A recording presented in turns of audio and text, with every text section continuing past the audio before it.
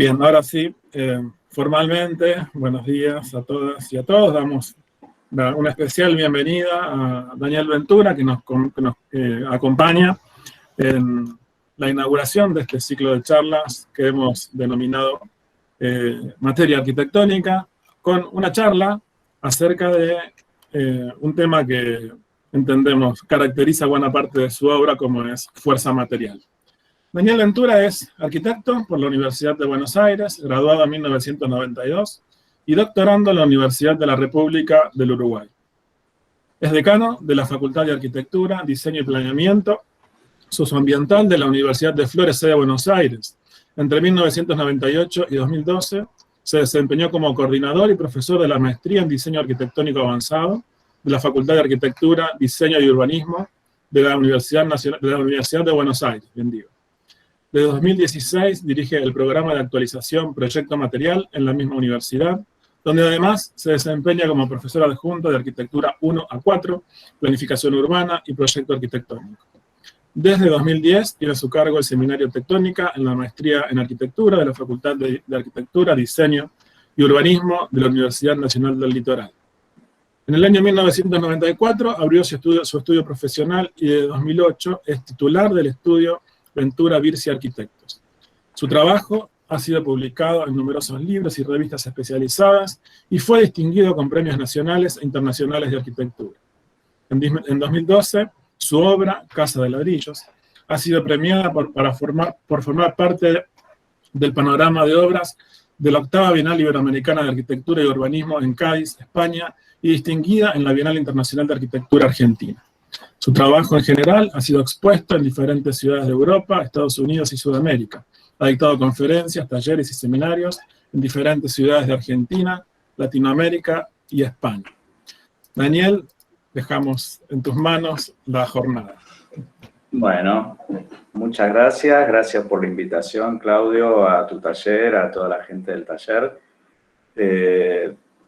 Como siempre, es un placer estar en Rosario, aunque sea de manera virtual.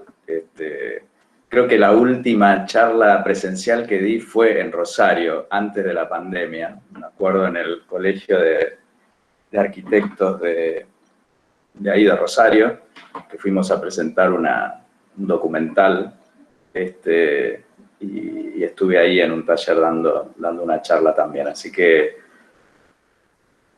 como siempre, mil gracias por invitarme.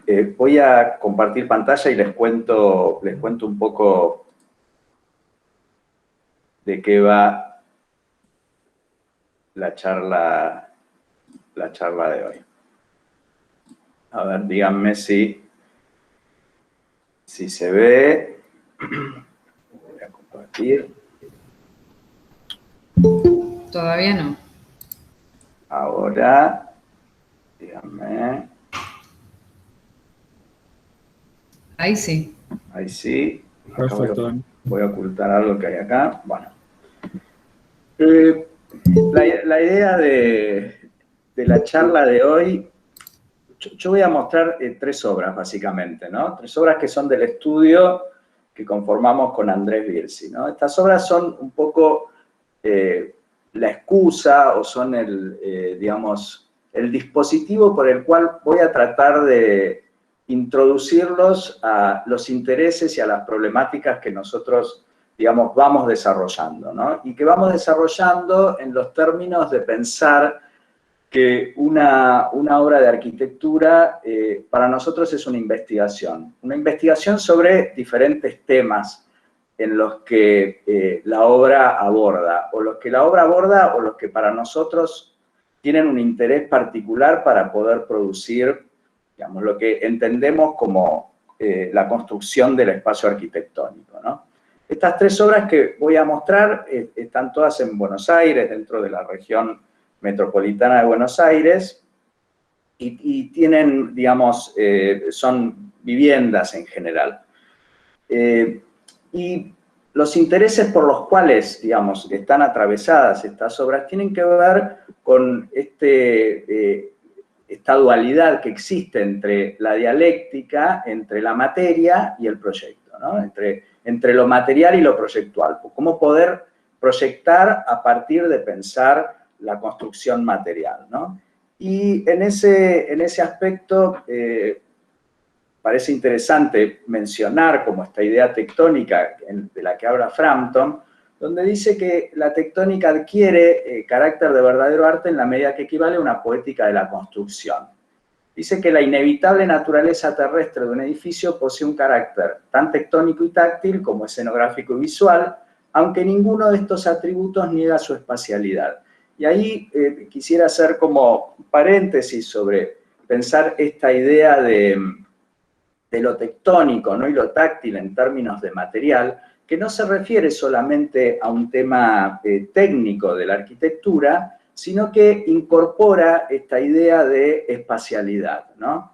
Y esta idea de espacialidad, y ahí es el punto donde a mí, digamos, me parece interesante pensar esta forma de hacer arquitectura, que tiene que ver con el sujeto, ¿no? Por eso Frampton dice, somos incapaces de pensar arquitectónicamente sin hacer especial énfasis en el desplazamiento espacial del sujeto, ¿no? De las personas, de nosotros, a través del tiempo. Y acá hay un tema muy importante, ¿no? Porque el tema material, digamos, está directamente relacionado y vinculado con el tema fenoménico, ¿no? Con esta relación que tenemos nosotros de vivir y habitar el espacio arquitectónico, ¿no? Y por otro lado, otro de los intereses que tiene que ver con esta idea de pensar esta relación entre lo material y lo proyectual, tiene que ver con esta idea de umbral, de espacio de intermediación, que Aldo Van Eyck hizo mucho hincapié en sus obras y en sus textos, donde pensar el espacio arquitectónico y los límites del espacio arquitectónico como un umbral y no como un límite marcado entre lo que podría ser el afuera y el adentro, ¿no? Entonces Van Eyck decía en el 54 que la arquitectura debería concebirse como una configuración de lugares intermedios claramente definidos. Eso no implica una transformación continua o un aplazamiento interminable del lugar y la ocasión.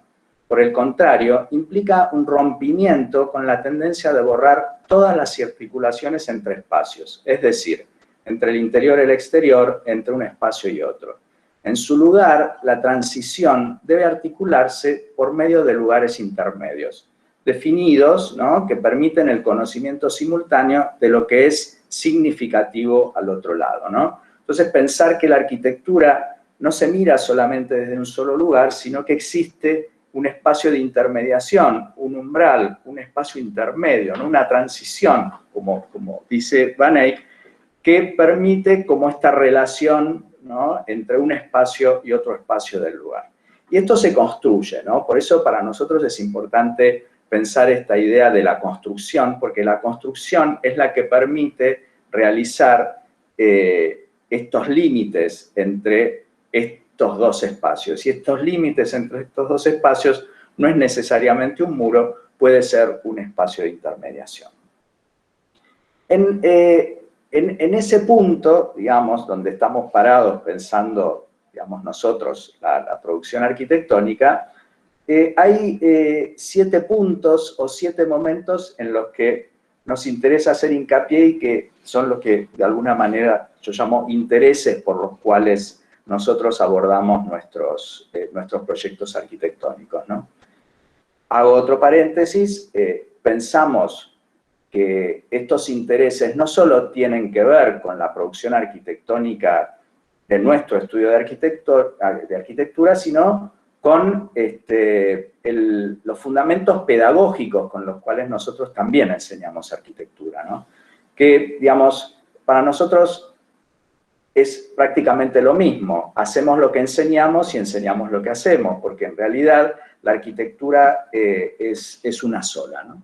Entonces, en estos 7 puntos en los que nosotros hacemos hincapié, me gustaría, antes de mostrar las obras, ir como mencionándolos para que de alguna manera después podamos verlas a partir de pensar estos 7 puntos, ¿no?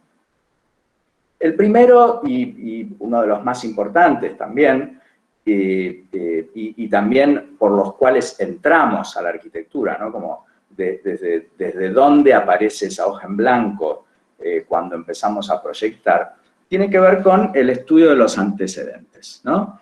Y esto para nosotros es fundamental, ¿no? Que el estudio del antecedente tiene que ver con pensar la arquitectura desde otra arquitectura, ¿no? Entonces, Enrique Vila-Matas, que es un escritor catalán, en uno de sus textos dice: sin prisas fui haciéndome con un poco de estilo propio, no deslumbrante, pero suficiente, algo inconfundiblemente mío, gracias al vampirismo y a la colaboración involuntaria de los demás, de aquellos escritores de los que me valía para encontrar mi literatura personal. Yo encontré lo mío en los otros, llegando después de ellos, acompañándoles primero y emancipándome después. Y esto es interesante pensarlo desde el lugar de la arquitectura, ¿no? ¿Cómo podemos nosotros, desde un caso de estudio, desde una referencia arquitectónica, poder sacarle la sangre en términos de vampirismo del que habla Vila-Matas y encontrar la propia arquitectura a partir de otras arquitecturas para después poder emanciparme? Emanciparme para mí implica poder decir otra cosa, y esa otra cosa tiene que ver con la transformación, ¿no? ¿Cómo puedo transformar a partir de hacer un estudio minucioso sobre la obra de otro para poder transformarla? Y entonces aparece acá, digamos, haciendo quizás referencia a otras disciplinas, ¿no? Roland Barthes, que era un semiólogo francés, habló sobre el intertexto, ¿no? Y esto también es interesante poder hacer esta traducción a nuestra disciplina, ¿no? Y él dice, voy a leer esto rápido, no quiero aburrirlos tampoco en esta introducción. Él dice que el texto es un intertexto. Hay otros textos presentes en él, en distintos niveles y en formas más o menos reconocibles. Los textos de la cultura anterior y de la cultura contemporánea. Todo texto es un tejido realizado a partir de citas anteriores. La intertextualidad, condición indispensable de todo texto, sea cual sea, no puede reducirse evidentemente a un problema de fuentes o influencias. El intertexto es un campo general de fórmulas anónimas de origen raramente localizables, de citas inconscientes o automáticas que van entre comillas. Epistemológicamente, el concepto de intertexto es el que proporciona a la teoría del texto el espacio de lo social. Es la totalidad del lenguaje anterior y contemporáneo invadiendo el texto. No según senderos de una filiación localizable, de una imitación voluntaria, sino de una diseminación, imagen que, a su vez, asegura al texto el estatuto de productividad y no de simple reproducción. Y ahí me parece importante también pensar que el estudio de un antecedente tiene que ver con cómo puedo trabajar productivamente sobre eso y no reproducirlo. Por eso me parece importante, en ese sentido, pensar la idea de transformación y no la idea de copia, ¿no? Porque esta idea, ¿no?, de la que habla Barthes sobre el intertexto tiene que ver con eso, ¿no? Que no es una reproducción, sino que se produce a partir de conciliar diferentes otros textos, ¿no? Y hacer uno propio, uno nuevo, que también tiene que ver con esta idea de la emancipación de la que hablaba anteriormente. Y finalmente, como siguiendo esta idea de los filósofos, ¿no?, pensando en cómo el texto puede llevarnos a nosotros a la idea de la construcción de la arquitectura, Derrida decía que un texto es un texto de otro texto, ¿no? Y eso también es importante entenderlo, ¿no? Que nosotros no hacemos arquitectura de la nada, sino que la arquitectura es la continuidad de otra arquitectura, la transformación de otra arquitectura. Entonces, él dice que nada se hace comprensible sino a partir de lo que ha sido previamente comprendido, ¿no? Entonces, a partir de la comprensión de otras arquitecturas, nosotros deberíamos producir la propia.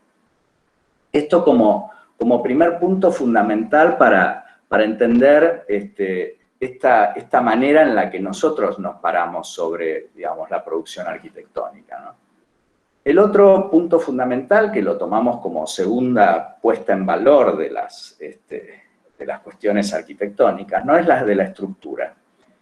Y nosotros entendemos a la estructura no como la estructura resistente solamente de una obra de arquitectura, sino como la estructura arquitectónica. La estructura arquitectónica incorpora los problemas espaciales, cómo construir, cómo estructurar el espacio arquitectónico para que se genere el espacio, ¿no? Entonces acá, rápido también, esto que la estructura está entendida como estructura arquitectónica, los elementos que la componen no son el sostén de la obra solamente, sino que son los que generan y producen el espacio arquitectónico. Entonces se estudian las formas con las que llegan las cargas al suelo, cómo influyen en la percepción del sujeto sobre el peso de esas mismas cargas que distribuye esta estructura arquitectónica, y se trata de una conceptualización en términos tectónicos que involucra tanto el problema de la relación entre los pesos, esfuerzos y materiales, como el de las formas y los requerimientos humanos. Y de vuelta acá, entendemos y pensamos nosotros que la estructura arquitectónica tiene que ver y está directamente relacionada también con el sujeto, ¿no? Y con la forma y lo que las personas requieren para atravesar esos espacios que de alguna manera están generados por la propia estructura arquitectónica. El tercer punto, y un poco es lo que hablé al principio, tiene que ver con la reelaboración de la construcción espacial, ¿no? Entonces, cómo desde la estructura arquitectónica podemos pensar en términos de umbrales, en términos de límites, cómo generamos esa estructura pensando en una construcción, poniéndole los límites. ¿Y cómo son esos límites, no? ¿Cómo son esos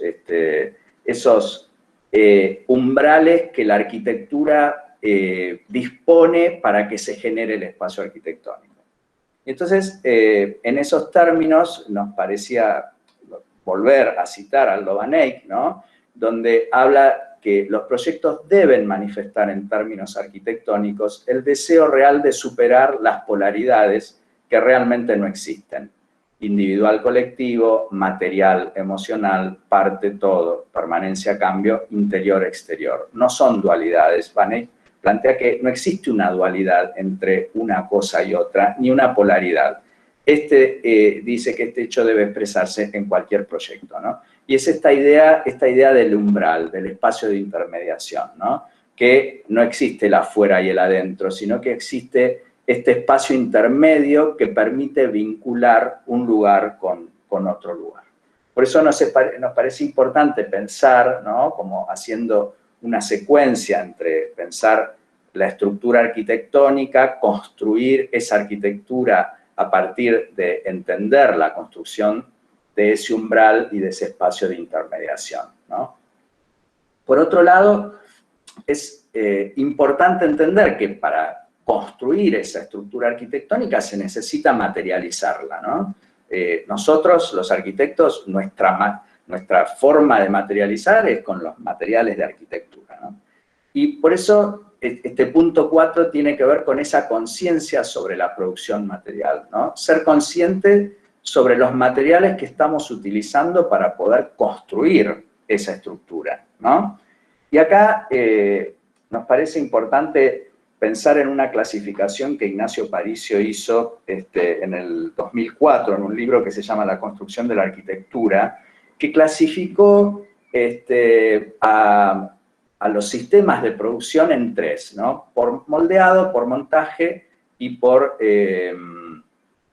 mampuestos, ¿no? Estos tres sistemas engloban a los distintos materiales por los cuales uno hace la arquitectura. Por eso a nosotros nos interesa pensar la materialidad no desde el material, sino en los términos de Paricio por los sistemas con los cuales se produce esa arquitectura. Entonces, es ahí donde Rigotti, que ustedes seguramente la conocen muy bien, ella dice que existe la idea de que la forma es una manera de desmontar el modo de producción de cosas, y a menudo esa forma como tal no es abstracta, sino estrictamente dependiente de una materialidad. ¿Qué quiere decir? Quiere decir que nosotros tenemos que pensar desde el comienzo con qué material voy a construir la arquitectura, porque es la manera en la que se puede producir la forma arquitectónica, ¿no? Entonces, no es lo mismo hacer una obra de hormigón que hacer una obra de ladrillo, que hacer una obra en metal, o que hacer una obra en los sistemas de producción a los que nosotros hacemos referencia con la clasificación que hace Paricio, ¿no? No es lo mismo construir con un sistema de montaje que construir con un sistema de mampuesto. Por eso la forma con la que la arquitectura se va a presentar, como bien dice Ana María Rigotti, es estrictamente dependiente de una materialidad. Por eso, para nosotros es importante también saber, casi desde el principio en el que estamos pensando esa estructura arquitectónica, de qué material voy a construirla, porque es la que nos va a generar la forma que va a tener la arquitectura. Y en ese, digamos, y en ese punto, el quinto, el quinto punto o el quinto foco en el que nosotros ponemos la mirada sobre el proyecto tiene que ver con cómo valoramos ese lenguaje como expresión, ¿no? ¿Cuál es la expresión que esa materialidad da para que nosotros podamos generar un nuevo lenguaje, ¿no? Ese nuevo lenguaje tiene que ver con cómo estoy transformando yo a partir de la inclusión de un sistema de producción para que genere determinada forma expresiva en la arquitectura, ¿no? Entonces, esta idea de materialidad y expresión están ligadas, ¿no? Como esta idea del lenguaje como forma de decir o de decir algo respecto de la obra que estamos construyendo, ¿no?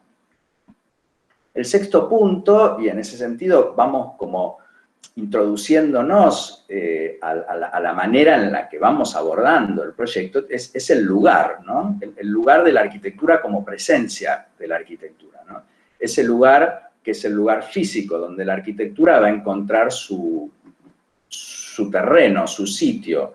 Es el lugar físico, ¿no? Pero no solo físico, como dice Moneo, también es el lugar político, es el lugar social, es el lugar de la gente. Ese es el lugar que tiene que encontrar la arquitectura.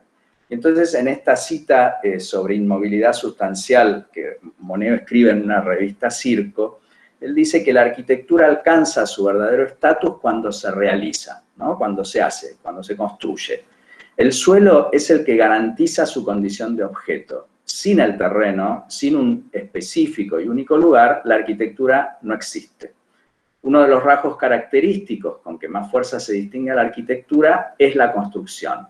Sin embargo, quisiera reservar este concepto de arquitectura para la auténtica permanencia de la realidad construida, y tal deseo implica que haga acto de presencia aquella inmovilidad sustancial que solo puede ser alcanzada con un lugar.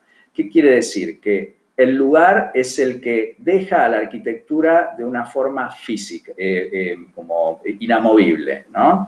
La inmovilidad sustancial para Moneo es a la que le da como la categoría de arquitectura. Uno, digamos, no puede hacer arquitectura, digamos, de manera abstracta en cualquier lugar si no la ubica directamente en su lugar. Por eso para nosotros es importante pensar esta idea, cómo venimos recorriendo estos 7 puntos, ¿no? Cómo van apareciendo las estructuras, las materialidades, las espacialidades para que encuentren su sentido cuando aparece ese lugar físico que es el sitio, ¿no? El sitio en el cual se encuentra. Y este sitio en el cual se encuentra va a tener que transformar absolutamente todo lo que encuentra a su lado para encontrarse de alguna manera inmóvil en ese lugar. Y por último, ¿no? Y es lo que a mí siempre me pasa en las escuelas de arquitectura, que siempre lo que nosotros pensamos como al final de este recorrido para pensar el proyecto aparece en los proyectos de las facultades como al principio, ¿no? Que es el uso o el programa de necesidades, ¿no? Como esta idea de que yo puedo pensar un proyecto a partir solamente de saber cuántos metros cuadrados tengo que construir y digamos, cuál es el programa que tengo que construir cuando hago una obra de arquitectura. Y para nosotros el programa deviene del pensamiento de todos estos puntos para que finalmente termine siendo una obra que tenga sentido, ¿no? El sentido finalmente se lo dan los espacios a los cuales estas obras van a estar dirigidos, ¿no? Que es a las personas para que lo usen. Por eso a nosotros nos gusta hablar de usos y no de programas, nos gusta hablar de acciones, ¿no? Lugares para, ¿no? Lugares para dormir, lugares para comer, lugares para estar. Y no prefigurar con las palabras, como decir, estar comedor, ¿no? Y tantos metros cuadrados. Por eso preferimos pensar la idea de usos como espacios para ser habitados, ¿no? Entonces, acá también está incluido el espacio en estas cuestiones, porque el espacio es el que determina estos posibles usos. Y estos posibles usos también van a estar limitados por un umbral, porque probablemente no exista un límite entre un espacio y el otro, ¿no? No exista una pared que divida un dormitorio de 4 metros por 4 metros y una puerta, sino el lugar para dormir puede de alguna manera tener un umbral con un lugar para estar. Y entonces uno podría pensar en esos espacios flexibles a los que Said Amoussi y Montaner nos hablan, ¿no? Dicen, pensar en espacios flexibles implica, entre otras estrategias de diseño, definir una adecuada articulación de los diversos sistemas que confluyen en la vivienda.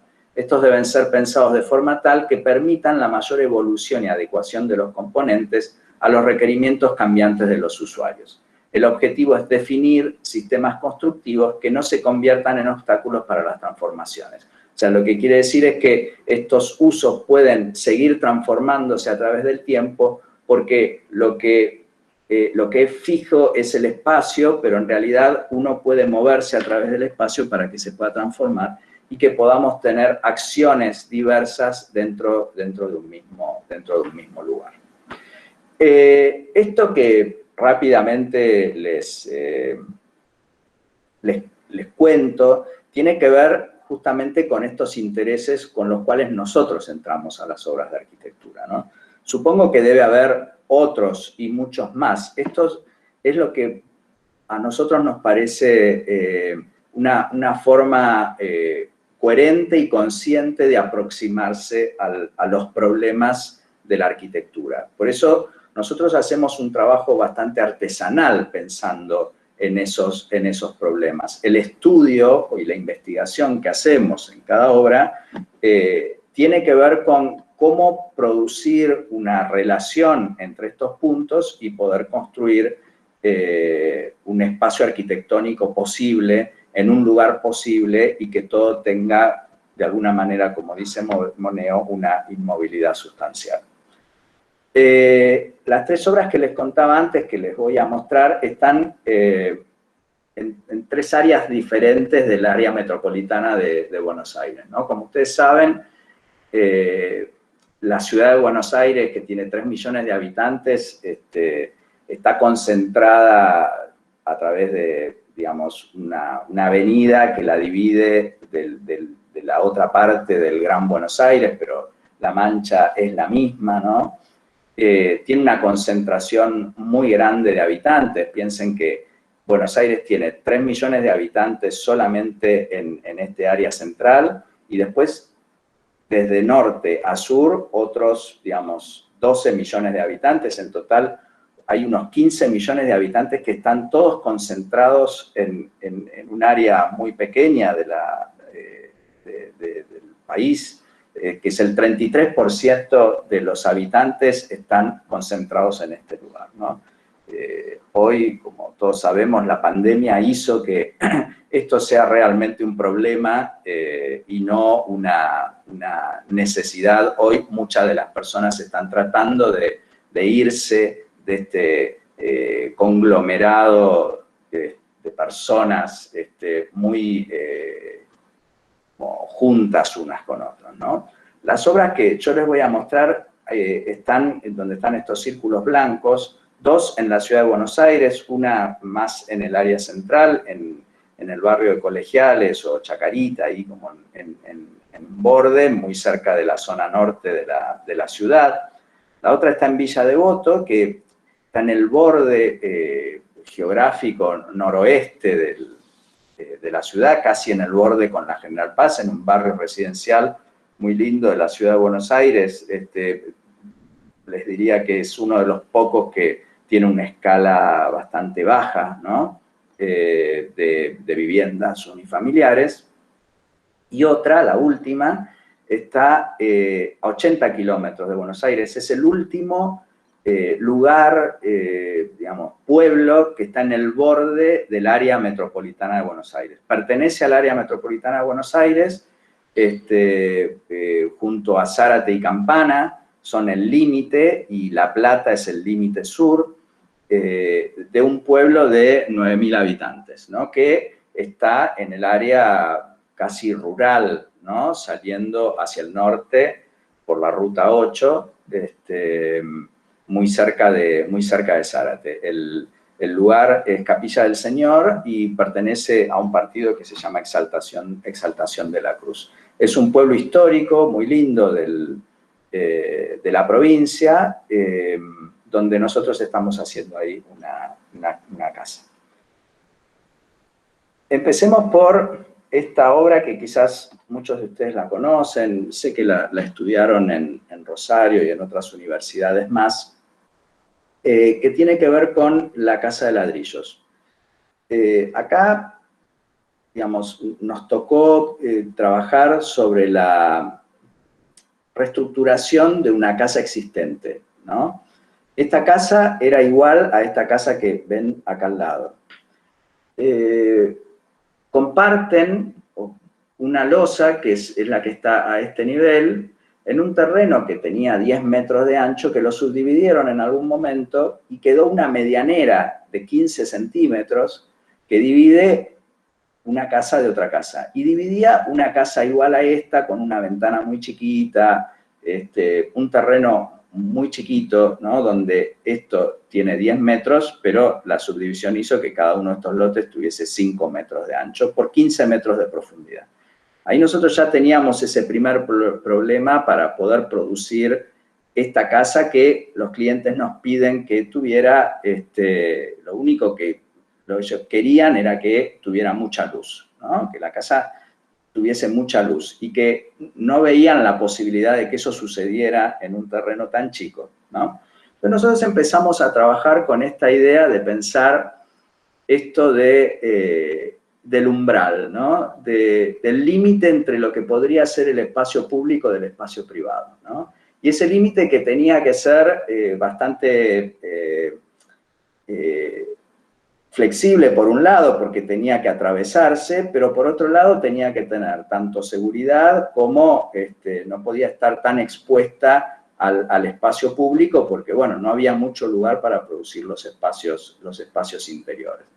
Y entonces empezamos a pensar, y acá lo que les decía antes, ¿no? Como encontremos un material que nos permita realizar esta operación que genere diferentes sistemas que permitan tener tanto una especie de filtro entre el interior y el exterior, hacer entrar la luz, controlar la luz, poder tener un límite que no haga que si uno tiene que abrir una ventana, digamos, esté expuesto al paso de la gente en la vereda, ahí tan cerca de la calle, que permita también construir una expresión y un lenguaje a partir de la disposición de diferentes formas de cribados que podíamos hacer, ¿no? Empezamos a hacer un estudio sobre el material, cómo podía producirse una obra de arquitectura que el mismo ladrillo produjera distintas formas de producción, ¿no? La mayor parte de estos ladrillos están usados como losa cerámica, a la manera de dieste, ¿no? Algunos están trabajando a la compresión, pero la mayoría no. Y lo que sí no sucede con el trabajo del ladrillo es que sea estructural. Es un cerramiento, ¿no? El ladrillo está trabajado en términos de cierre. La estructura resistente, en ese caso, está dada por un sistema de estructura metálico que es el que fue reemplazando todo el sostén de la losa existente porque ya traía unas estructuras metálicas, unos perfiles que iban de medianera a medianera. Cuando nos encontramos con esta obra, digamos, existente, al hacer los desmontes de la obra nos encontramos que la losa esta era una losa que estaba apoyada con unas vigas metálicas, y entonces empezamos a pensar cómo trabajar sobre ese mismo lenguaje dentro de la propia obra, ¿no? Entonces, en ese punto, el trabajo fue a partir de pensar tridimensionalmente la posibilidad que este material nos daba para generar, por ejemplo, en este caso, un filtro, una posibilidad que nos daba de hacer una ventilación sobre esta doble altura que tenía, digamos, el espacio de estar, y contener en este espacio mueble los lugares donde pudiésemos de alguna manera contener todos los lugares de uso que no impidieran que el espacio pudiese tener muebles, por ejemplo, ¿no? El espacio es muy pequeño, entonces todos los bordes están construidos con muebles, lugares para poner libros, televisores, vajillas, ¿no? Todos esos lugares están puestos en los bordes. Entonces empezamos a construir con este muro mueble de 90 centímetros de espesor, ¿no? O sea, este umbral para nosotros estaba pensado no como una pared con una puerta, como la casa que nos habíamos encontrado, sino con un espacio de intermediación entre el espacio público y el privado que pudiese construirse a partir de esta pieza, ¿no? Este dispositivo, mueble, parasol, seguridad, expresión, que nos diera la posibilidad de armar esta pieza de acá que tuviera un espacio de guardado. Pero con eso, digamos, a nosotros, digamos, no nos alcanzó pensar esta idea de pensar ese límite como si fuera un muro, ¿no? Ese muro también contiene, por ejemplo, el nicho de gas, contiene el espacio de transición semicubierto donde está la puerta, ¿no? Cuando tocas el timbre, digamos, efectivamente no te mojas. Pero además cada uno de estos sistemas de cribados que utilizamos para poder generar, digamos, el espacio, empezó a integrarse con el espacio interior. El espacio interior empezó a formar parte de esta pieza, de este dispositivo, que empezamos casi a tejer como un sistema de producción que iba armando la estructura espacial del proyecto, ¿no? Y esa estructura espacial estaba vinculada directamente con la estructura resistente. La estructura resistente es una estructura de montaje de perfiles doble T que va armando el sostén de la obra. Y los cribados de ladrillo y las estructuras de ladrillos iban armando los espacios de uso de la propia obra, ¿no?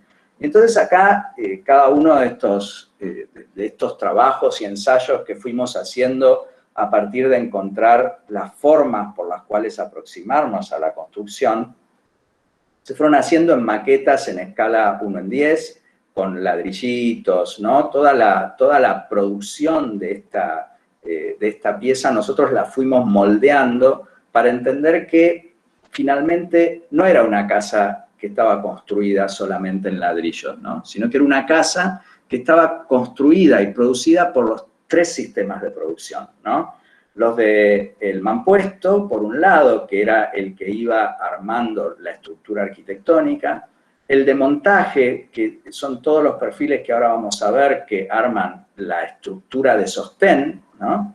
Y finalmente, la que termina armando el cierre de toda la obra es un sistema de producción de moldeo, que es unas piezas de hormigón armado que van involucrando a las circulaciones y digamos, a los cierres de la propia obra de arquitectura. La parte nueva, ¿no?, de la obra empezó a cerrarse a partir de esta circulación de hormigón armado que juntas confluían en una sola obra. Para nosotros lo más complejo de resolver esta obra fue cómo poner en relación los 3 sistemas de producción, ¿no? Entonces acá se ve en esta maqueta que nosotros construimos esta idea de pensar, estos eran los 2 perfiles metálicos que nos encontramos, que iban de medianera a medianera del vecino, ¿no? Y que a partir de esto pensamos la estructura de sostén de toda la obra, ¿no?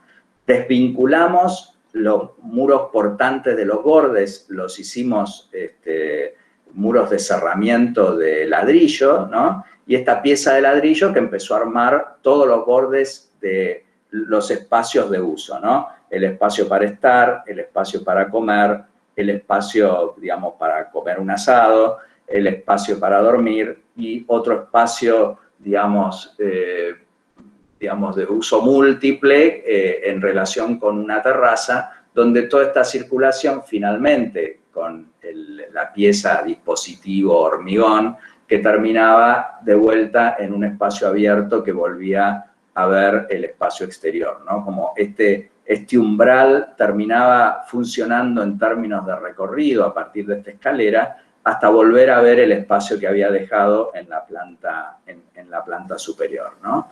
Entonces, nosotros empezamos a hacer este trabajo, empezamos a hacer un trabajo también de huella para que nos permitiera, digamos, tener las alturas necesarias para conformar este espacio y además también permitirnos tener una continuidad de punta a punta del propio terreno, porque el terreno era tan pequeño que nosotros, digamos, teníamos que generar que este patio formara parte también de la continuidad del espacio de uso público, digamos, de la casa, ¿no?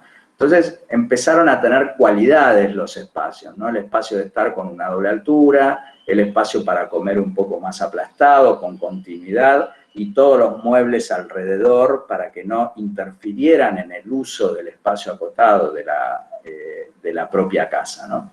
Entonces acá se empieza a ver un poco cómo también se expresa esa lógica de la estructura de sostén, ¿no? Con estos perfiles metálicos, de los cerramientos de la propia obra de arquitectura, que como se ve no son portantes, ¿no? Por eso también los trabajamos con cámara de aire, con panderete, ¿no? Para poder entender que justamente lo que estábamos expresando era cómo el material estaba trabajando a su propia lógica, ¿no? La escalera de hormigón que va armando estos espacios de continuidad también como dispositivos de piezas que terminan con una ventana mirando el patio, ¿no? Y también de forma escultórica teníamos que poner una escalera en un lugar también muy acotado donde esta escalera que tiene una altura importante hace que el patio, digamos, no quede a oscuras porque en realidad esta escalera aparece como por lo alto. Nosotros teníamos unas medianeras muy altas en los bordes porque las casas que había alrededor tenían esas medianeras que nosotros no podíamos tirar, o sea que este es un patio chiquito y profundo, ¿no? Y entonces tratar de como captar la mayor cantidad de luz posible para que bañe estos espacios de continuidad, ¿no? Y de vuelta como esas axonométricas que veíamos, ¿no? De estas piezas de ladrillos que van tomando todas las continuidades interiores, ¿no? Como dispositivos que arman los lugares de uso de la propia obra, ¿no? Y entonces acá se empieza a ver también esa idea de que el sistema de producción permite que, digamos, no sea solamente una fachada o un límite, sino que ese límite es en realidad un sistema que va incorporando distintas relaciones dentro del propio espacio, ¿no? Y entonces, estas son unas fotos que a nosotros nos parecen interesantes, que muestran un poco cuál es el vínculo entre esos sistemas de producción, ¿no? Cómo se empieza a ver acá en términos lingüísticos, expresivos, cómo el ladrillo, ¿no? Cómo el hormigón y cómo la estructura metálica confluyen en un lugar y se expresan tal cual son, ¿no? O sea, lo único que el metal está pintado, pero el resto son los materiales tal cual, digamos, salen de la propia naturaleza del material, ¿no? Y un poco, bueno, en la configuración de la planta, esta idea de generar con los bordes los propios lugares de uso más fijos de la arquitectura y liberar la continuidad en esta planta, ¿no? Con estas huellas que van dejando los lugares para comer, para estar, para contemplar, para cocinar, digamos, para ir al baño, ¿no? Como esta idea de que en estos bordes aparecen lugares de la propia arquitectura, ¿no?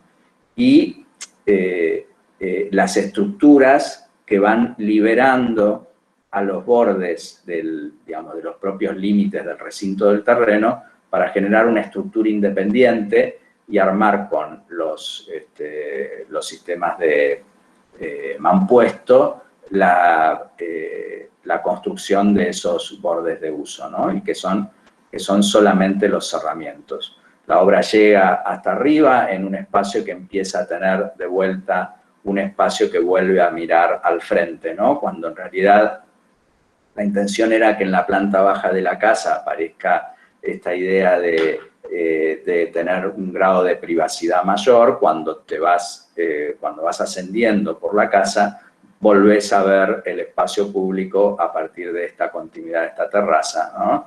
Que de alguna manera emulaba la casa Curuchet, ¿no? Esta idea de que, digamos, vos tenés, de alguna forma, ascendés a la planta de arriba y volvés a ver hacia afuera, sin tener el parque que tiene la Curuchet, ¿no? Y entonces el trabajo, bueno, estuvo muy relacionado con esta idea de materializar la arquitectura, ¿no? De que cada uno de estos elementos que se ven acá formaron parte de una documentación que de alguna manera hizo que estos elementos, digamos, configuraran la construcción del espacio arquitectónico, ¿no? Entonces, esta idea de bordes está siempre presente, ¿no? Esta idea de el borde de la huella del piso, el borde como espacio de límite entre el espacio público, ¿no? Esto de Aldo Van Eyck siempre presente en la construcción del propio discurso, ¿no? De nuestra propia arquitectura, ¿no?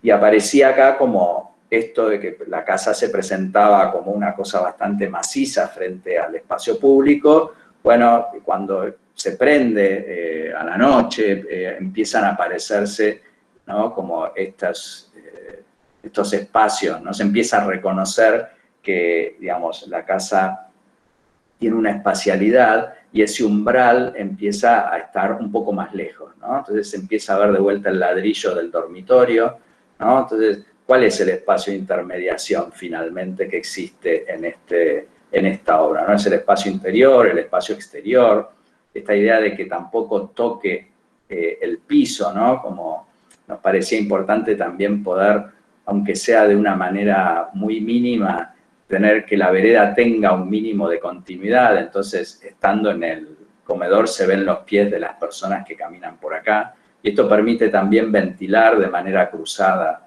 con el comedor el espacio de la planta baja, ¿no? Entonces, esto empieza a funcionar como un dispositivo que permite tener varias funciones, ¿no? Que no es solamente, digamos, lo que limita un espacio con otro, sino que genera también diferentes grados de permeabilidad del espacio. Por otro lado, siguiendo un poco con esta idea de cómo pensamos nosotros el proyecto, cómo nos paramos frente al proyecto, porque finalmente lo que nosotros entendemos son los problemas de la arquitectura. No construimos siempre con los mismos materiales. Los materiales son los que nos permiten a nosotros traducir las formas en que nosotros tenemos que dar respuesta a los problemas de la arquitectura. Y los problemas son esas cuestiones a las que, digamos, siempre está el sujeto como persona principal, que es la que vive y habita el espacio, y los elementos de la arquitectura son los que le permiten a esa persona transcurrir el tiempo en ese lugar, ¿no? Y poder darle la mejor posibilidad para que habite el espacio, ¿no? Entonces, siempre estamos pensando en esos 7 puntos del que les hablaba para poder dar respuesta a esos problemas. Pero la respuesta no es una respuesta escenográfica, no es una respuesta, bueno, yo voy a trabajar siempre en ladrillo, voy a trabajar siempre con hormigón, y bueno, y le voy cambiando el programa a lo que estoy haciendo. sino lo que estoy haciendo es pensar con qué materiales puedo construir, dar respuesta y cómo generar esos problemas que a nosotros nos parece importante resolver.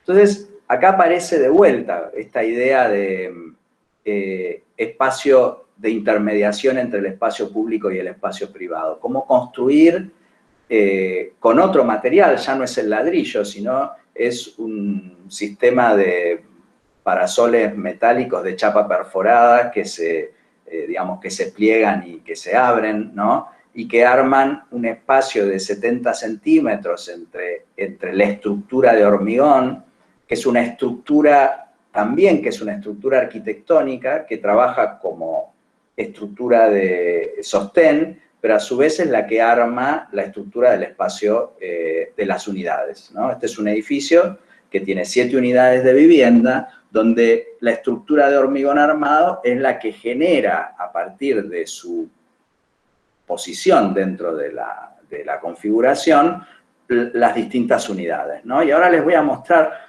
cómo esa estructura va generando no solo el problema del sostén, sino también es el sistema expresivo que tiene la obra. Y a su vez está entrelazado con un sistema que es de montaje, que es el de estas piezas metálicas, que les va haciendo el cierre, el cerramiento, el umbral a la propia obra de arquitectura, ¿no? Entonces, cuando, digamos, esto es una secuencia un poco de cómo se va entrando a esta obra y de cómo va teniendo distintos layers, ¿no? Como va teniendo como distintas maneras de tener esos límites, ¿no? Acá están esos 70 centímetros de que les hablaba, que son los que permiten, de alguna manera, también, igual que en la casa de ladrillo, ventilar toda esta fachada. Porque estos cierres están hechos con unas mallas metálicas que están, digamos, por sobre esta estructura, que también permiten poner las plantas, las macetas y esas cosas que lo sacan al verde del balcón y permiten tener más lugar. En ese sentido, estas unidades se presentan en esa estructura que son de vigas de hormigón que van de medianera a medianera y que liberan las plantas de los pisos de arriba con unas estructuras colgadas para sacar a las vigas de borde a borde y liberar los espacios de las plantas de arriba. Ahora les voy a mostrar y cómo la continuidad también, como en la casa de ladrillo, la huella que permite de manera sutil la continuidad entre el espacio público y el espacio privado, cómo subís un escalón, cómo entras a este lugar que es más alto, entras, digamos, más aplastado por donde entra la gente y los autos, llegás a un lugar mucho más grande, es como que la continuidad de esta propia vereda pasa al espacio, entre comillas, público, ¿no? Del verde del proyecto, el lugar de encuentro de las 7 unidades, el lugar más público que tienen las personas que habitan este lugar.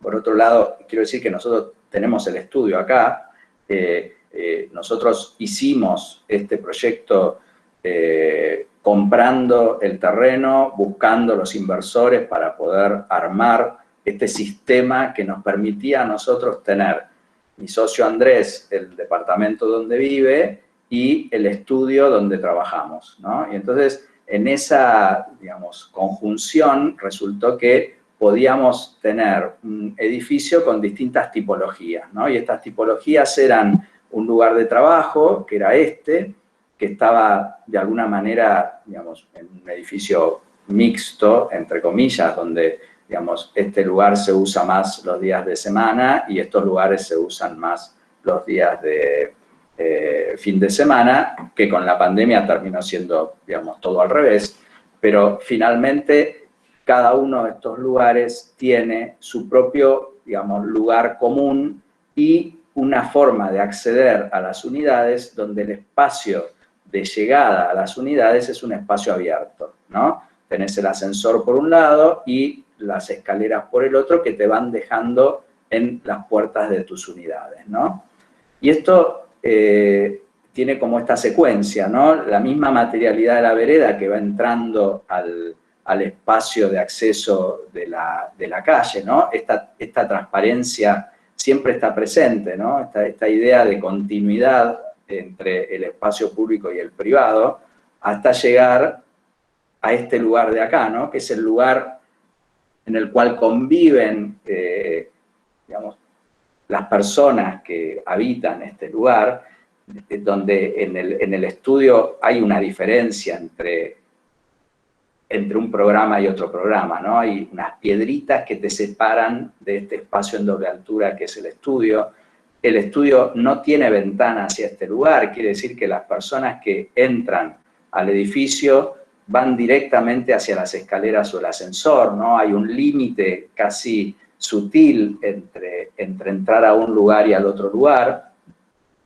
Las estructuras expresivas de las vigas de hormigón que arman también algunos límites que ahora vamos a ver en los espacios interiores de las unidades, pero que también tienen estas dimensiones porque van colgando la última planta para liberar y dejar mucho más abierto el espacio interior, ¿no? Y después las vigas se presentan en los términos reales de su propia construcción, ¿no? Van por ejemplo, de un tabique a la medianera, arman las vigas invertidas, y todos los otros sistemas son de montaje, ¿no? Por ejemplo, el lugar donde están escondidos los aires acondicionados, que son las alacenas del lado de las cocinas que hay por acá, y, digamos, todo lo demás, como toda esa estructura de cierre, va conformando también algunos espacios de instalaciones que pasan por acá, ¿no? Todas las instalaciones están a la vista a partir de la construcción de estos cerramientos que son también de chapa perforada y que van armando de alguna manera la expresión del propio edificio, ¿no? Entonces esa expresión que tiene que ver con los sistemas de producción van armando esta idea de la viga de hormigón aparece materializada como viga de hormigón, estos sistemas de montaje que tienen los cerramientos de chapa perforada, ¿no? Después en el estudio nosotros tenemos un entrepiso que es de madera y que se presenta como tal en el espacio, ¿no? Se construye como expresión dentro del espacio. Y esto que les decía de pensar el proyecto como espacio de transición entre la estructura arquitectónica y el cerramiento, ¿no? Estructura-cerramiento siempre es un punto al que nosotros nos interesa, digamos, resolver, ¿no? Y esta idea de poder ver ese filtro que existe entre un espacio y otro espacio, ¿no? El balcón, el lugar de las plantas, el lugar de la ventilación, los lugares que están cerrados, de vuelta esta viga grande acá que cuelga la última planta y deja un espacio más libre en el último departamento que tiene su propia terraza detrás de esa viga, ¿no? Y acá se ve un poco como esto que también, como en la casa de ladrillo, se presenta como un espacio bastante sólido, de repente se empiezan a ver los diferentes layers que te da el cerramiento, la estructura y el cerramiento del espacio interior de las viviendas, ¿no? Y como acá de vuelta se empieza a ver el balcón con la terraza, la viga invertida que sostiene la última losa y arma la terraza del último departamento que mira hacia atrás, ¿no? Y esto te permite también pensar en una fachada que se va transformando sistemáticamente a partir de cómo es el uso de las personas que habitan este lugar de acá, ¿no?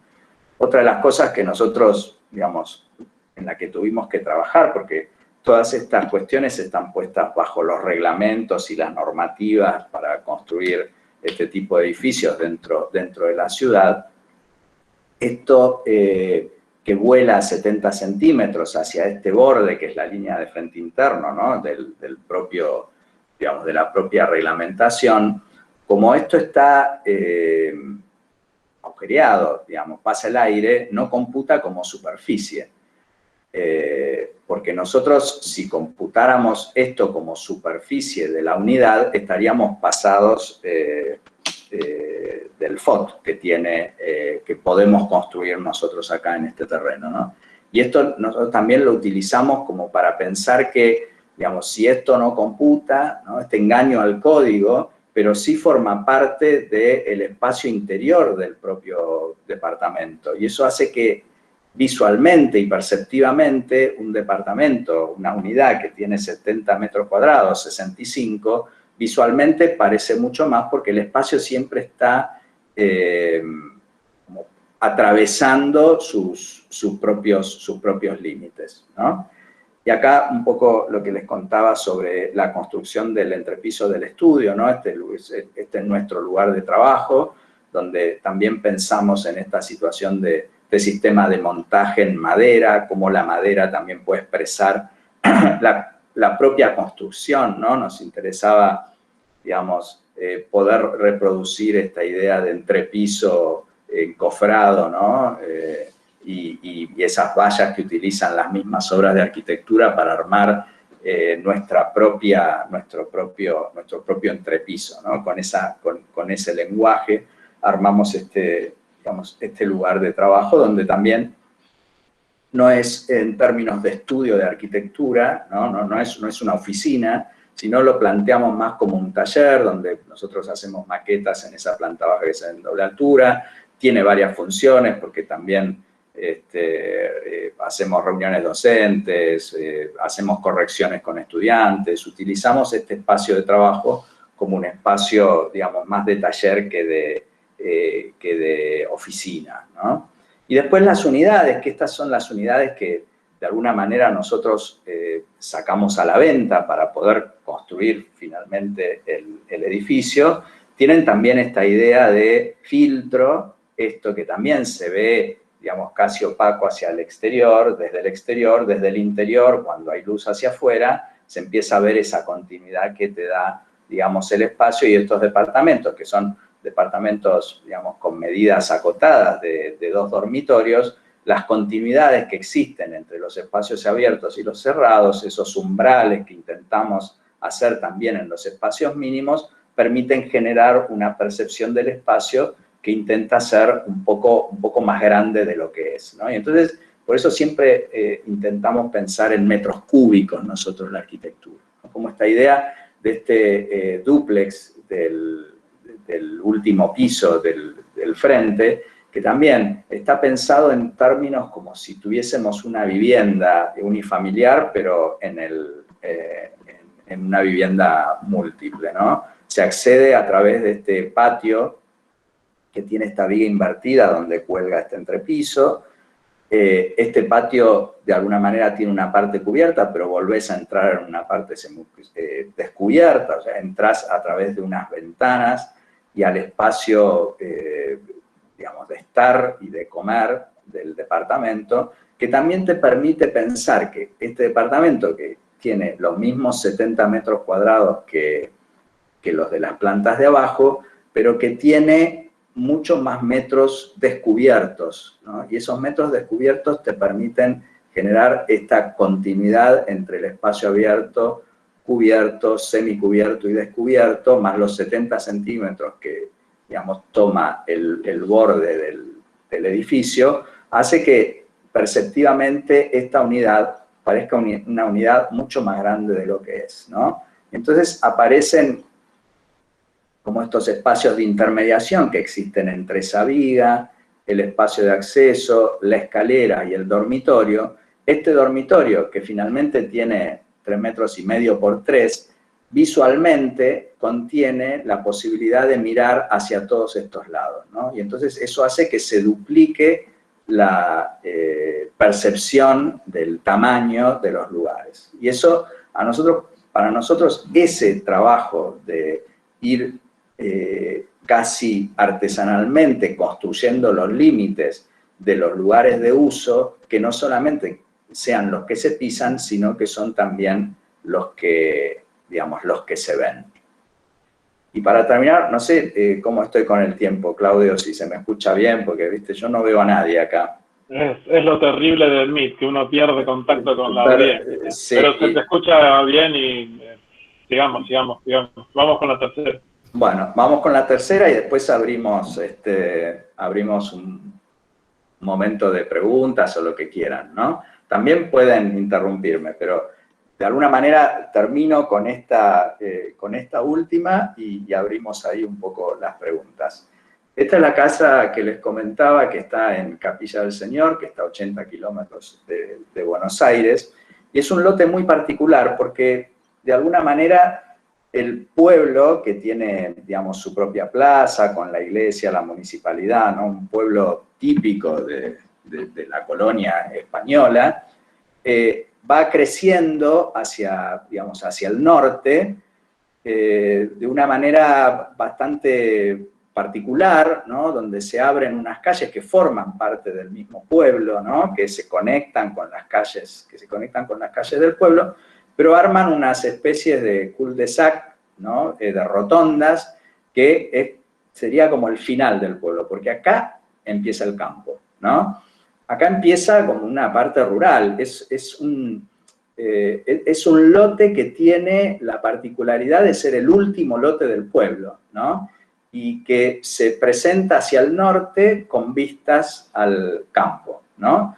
Es, digamos, una obra que habla sobre la construcción del tejido, ¿no? Porque forma parte del tejido, pero que finalmente en sus bordes trabaja sobre la ruralidad. Y entonces existe como esta ambigüedad entre si esta es una casa del pueblo o es una casa rural, ¿no? O es una casa que forma parte del campo o se está soltando de alguna manera hacia esa ruralidad. Entonces acá aparecieron un montón de cuestionamientos sobre cómo producir esa obra de arquitectura que finalmente estaba en el borde, ¿no? Y aparecía de vuelta esta idea de umbral entre lo rural y la ciudad, o el pueblo, ¿no? Como el tejido frente al no tejido. Entonces, empezaron a aparecer varias aproximaciones que, digamos, finalmente decidimos trabajar con esas, ¿no? Una era los bordes entre la medianera y la propia obra de arquitectura, cómo se iba tocando a dos puntos y cómo se iba a construir eso, que tiene que ver un poco con este lenguaje campesino que estos pueblos tienen, que incorporan como una tecnología que es de sistemas de bovedilla. El pueblo tiene muchas casas muy viejas, centenarias, coloniales, que tienen esta construcción de la bovedilla. Nos pareció interesante poder resignificar ese sistema productivo, ¿no? Ese sistema de construcción, para poder darle un lenguaje contemporáneo y seguir usando ese mismo sistema para producir un nuevo lenguaje o continuar con ese lenguaje que ya era preexistente en este lugar, ¿no?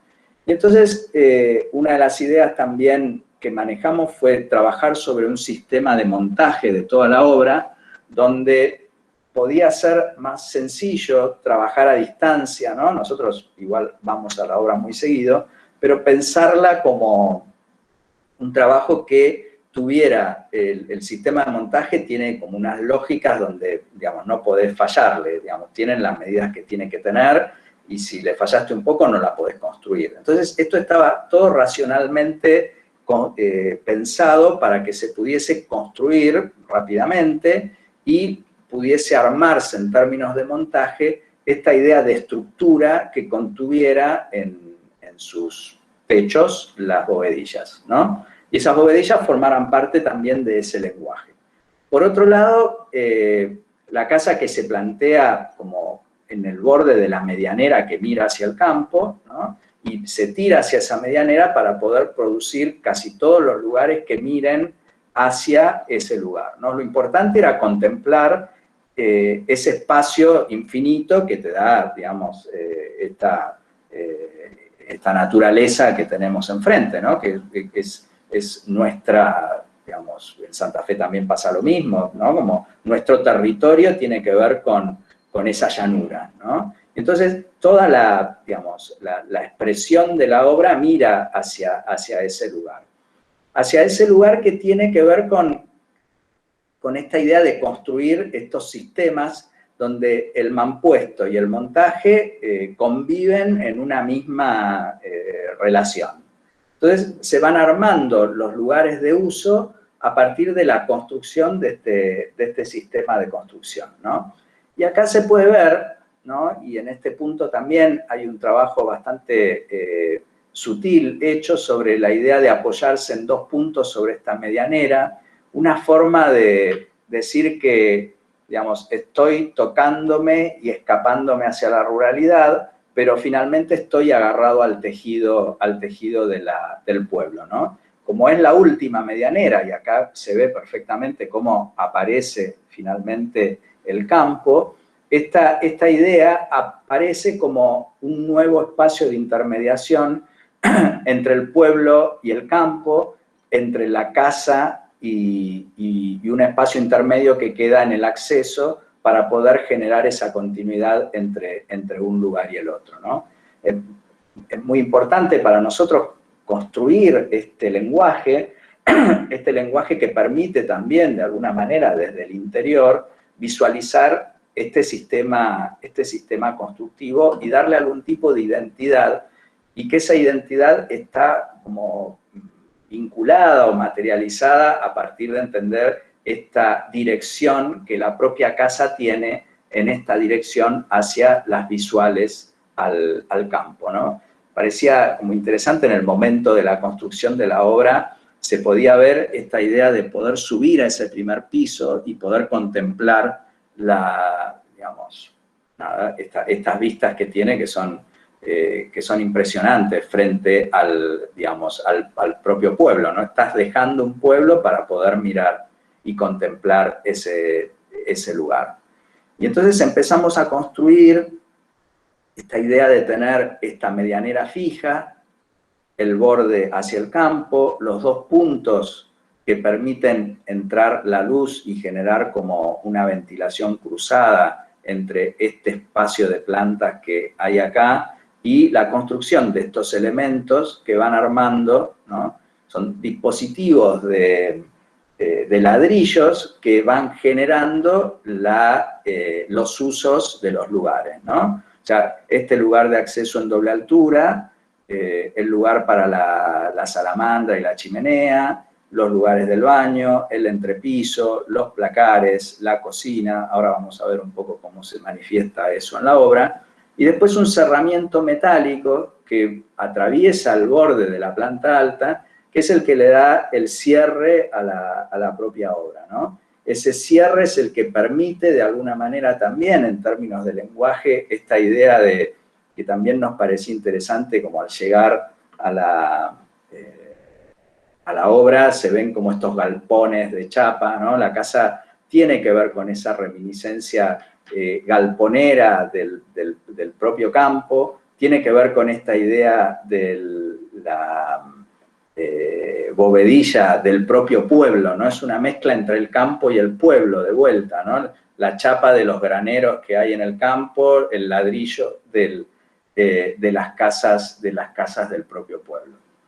Y de vuelta, ¿no? Como nosotros, esta idea de construcción artesanal, de cómo producimos nosotros la arquitectura a partir de entenderlas en unas escalas que nos permiten ver cada uno de los elementos que van configurando la propia obra, ¿no? Los perfiles metálicos, la propia estructura, los lugares, cómo se van generando los lugares a partir de los recorridos, la incorporación de la construcción material en términos de percepción y de continuidades del sujeto, ¿no? Como de percepción del sujeto, de cómo esta ventana de la escalera acaba de ver unas plantas, ¿no? Entonces, mientras uno recorre este lugar, la medianera que pasa por acá, el aire que te deja, digamos, entender que existe como esa continuidad entre un lugar y el otro, y las vistas hacia, digamos, el lugar más importante de la, digamos, de la propia casa, ¿no? Esta maqueta con la obra se fue transformando, fuimos cambiando algunas cosas, pero en definitiva la concepción de esta idea de pieza que va vinculándose tanto a un lugar como al otro lugar, no es una pieza suelta dentro de un paisaje campestre, tampoco es una pieza que está súper agarrada a la trama urbana, contiene de alguna manera esta idea de construir ese, digamos, ese lenguaje entre lo técnico de la construcción, la producción material de la, digamos, de la espacialidad y un espacio que genera de alguna manera distintas cualidades de uso dentro de los lugares, ¿no? Entonces, la misma construcción del ladrillo que remite como a estas viejas casas del pueblo, pero que tienen un lenguaje sumamente contemporáneo frente a la construcción, ¿no? Como esta idea de el montaje, la construcción de la pieza que se va montando y que va tomando la estructura de la planta baja, el cierre frente, digamos, a la medianera del pueblo, ¿no? Esto que, bueno, ahora se va a empezar a ver un poco más construido, y cómo los espacios de intermediación también empiezan a formar parte como de estos intereses que nosotros tenemos frente a la arquitectura, ¿no? Cómo de vuelta se presenta esta idea de transición entre el espacio abierto y el espacio cerrado, entre el espacio cubierto y el espacio semicubierto, de vuelta el lugar de las plantas de la planta alta, el lugar del cierre de lo de arriba, la continuidad entre este lugar y este lugar, el despegue del piso respecto del pasto, ¿no? También esta idea de que la casa está también teniendo una huella sobre el campo, como que también se va despegando para poder estar un poco más arriba y poder contemplar mejor esta idea de visuales hacia el norte, ¿no? Y también acá quería decir, bueno, esto que mira hacia el norte, la posibilidad de tener este espacio intermedio, la doble altura, el lugar para estar, el lugar para comer, es una casa que es bastante, digamos, sencilla, es una casa de fin de semana, ¿no? Que para alejarse un poco de la ciudad y tener la posibilidad de estar en otro ámbito mucho más abierto hacia la naturaleza, ¿no? Y acá se empieza a dar esta situación, ¿no? De vuelta, de cómo se construyen a partir de estos sistemas de ladrillos, el baño, el límite con, digamos, la calle, el espacio de acceso, la doble altura de acceso, esta viga que va tomando este espacio de intermediación entre la casa y el terreno, el lugar de la parrilla, el lugar para comer el asado, el lugar para comer, el lugar para estar, y, bueno, los dormitorios, la doble altura, la escalera que llega a un lugar donde pasa un árbol, el baño, nada, es una casa muy pequeña que, digamos, tiene 100 metros cuadrados, más 20 metros de semicubierto, o sea, es una casa de fin de semana para poder, de alguna manera, alejarse de la ciudad, ¿no? Y, a ver si hay algunas imágenes más, bueno, esto de vuelta empieza como a trabajarse sobre esta idea de pensar los tipos de sistemas constructivos, ¿no? El montaje de la chapa del borde de la casa, ¿no? Esa chapa que finalmente después termina dando la vuelta con una chapa canalada perforada, con unos cerramientos también móviles que te permiten mirar desde arriba hacia afuera, un cierre, ¿no? Acá está esa rotonda que les decía, donde termina el pueblo, ¿no? Este cul-de-sac que también está construido por un sistema de ladrillos que te permite también tener una posibilidad de mirar hacia afuera, ¿no? Y de tener como algún tipo de grado de continuidad. Esta idea de la casa donde el sistema de montaje apoya sobre el sistema de mampuestos, el mampuesto que va como conformando también los distintos usos de la propia casa, ¿no? Como los límites que te permiten el lugar, digamos, de la parrilla, el lugar de la cocina, el lugar de la mesada. Y, bueno, la construcción también de esta pieza liviana, de vuelta con unos cribados de ladrillos que te permiten armar con este perfil que va dando forma de la rotondita, los perfiles que van sosteniendo la pared para que no se mueva, ¿no? Digamos, las estructuras cerramiento, de vuelta puesta en un mismo lugar, generando este lenguaje que tiene la técnica, la construcción y la propia arquitectura, ¿no? Y esto finalmente es un filtro que existe entre el espacio público y el espacio privado, ¿no? Por acá después va a haber una puerta, acá está el portón por donde van a pasar los autos, van a estacionar los autos, y esto forma parte como de ese límite entre el espacio interior y el espacio exterior de la propia casa. De vuelta como el tejido del pueblo frente digamos, a lo abierto del campo, ¿no? Y acá se pueden ver un poco estas imágenes cuando vas recorriendo la obra. Está todavía en obra, en 2 meses seguramente se terminará, y seguramente la publicaremos en algún lugar para que la vean terminada, pero un poco la misma estructura arquitectónica de la que hablaba al principio es la que configura las formas en las que la arquitectura se presenta frente a los recorridos de la propia obra, ¿no? Entonces acá se ve la escalera llegar, este es el patio por donde va a pasar una planta, acá, digamos, la bovedilla empieza a verse como continuidad, y entonces el espacio, digamos, de los recorridos nunca quedan, digamos, limitados por la propia arquitectura. Y estos son los lugares de tensión que tiene esa obra, que nos interesa también pensar en esos puntos de transición que hay entre la medianera y la casa, ¿no? Que son estos lugares que se van dando acá, por donde de alguna manera acá van a pasar unas plantas, por acá va a pasar la carpintería, mientras subís la escalera vas a ver unas plantas que hay por acá vas a ver otra que es por donde ventila el lugar de llegada de la escalera. Y eso está contenido todo por esta estructura metálica de cerramiento, de montaje de chapa acanalada, que, digamos, te permite generar ese cierre frente al pueblo y esa apertura frente al campo, ¿no? O sea, como este límite de la ciudad que viene tomándose por acá termina el pueblo y acá empieza el campo. Esta imagen, de alguna manera, muestra ese grado de transición que existe entre un lugar y el otro.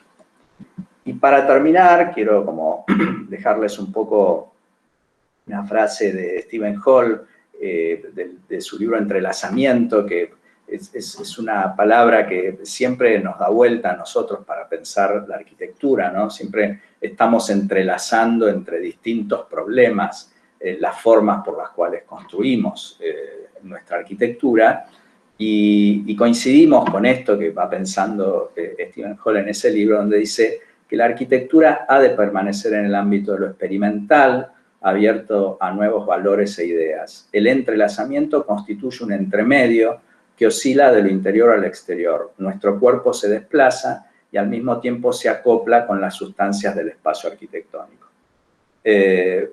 Bueno, un poco quería dejarles esto como síntesis, ¿no?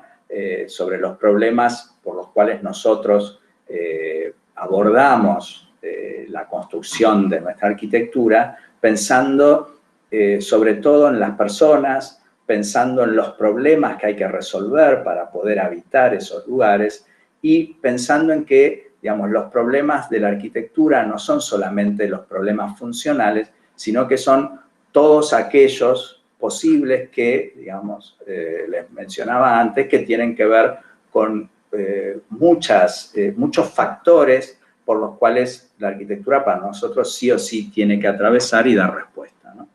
Así que, bueno, ahora voy a dejar de compartir, si les parece. A ver. Voy a volver acá. dejar de presentar. Bueno. Bueno, Daniel, muchas gracias. Creo que ha sido muy inspiradora tu charla, sobre todo pensando en el trabajo que están llevando adelante los estudiantes también en relación a casos de estudio. Si te parece, damos lugar en primer lugar, a algunas preguntas que surjan de los propios estudiantes, que bueno, finalmente son los destinatarios de estas actividades, ¿no? Dale, genial. Los principales invitados. Sí.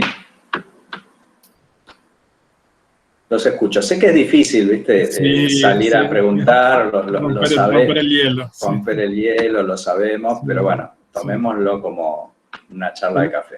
Exactamente. Bueno, la ventaja de invitados como vos, Daniel, es la accesibilidad, ¿no? Esta buena predisposición y, bueno, conversar de igual a igual con el público en general, los estudiantes. Sí. Con lo cual hace mucho más fácil que claro, algunos se animen. Claro. Sí, por supuesto. Sí. También pueden preguntar en el chat si quieren, ¿no? Porque algunos no se animan a preguntar exacto. Verbalmente. Y si no, si alguno de los docentes, alguno de los profesores que está presente, si tiene alguna inquietud, a lo mejor rompe el hielo algún docente y después los estudiantes se empiezan a animar. Y armamos el debate. Dale. Claro. Hola Daniel, buen día, ¿cómo andan? ¿Qué haces? ¿Cómo estás? Leonardo. Bueno, también acá por el tema de la pandemia y todo eso nos obligó a estar encerrados y bueno, yo estoy también en el tema de estoy en un pueblo también. Y más interesante este tema de la disolución de los bordes y cómo este tema desde el proyecto, ¿no?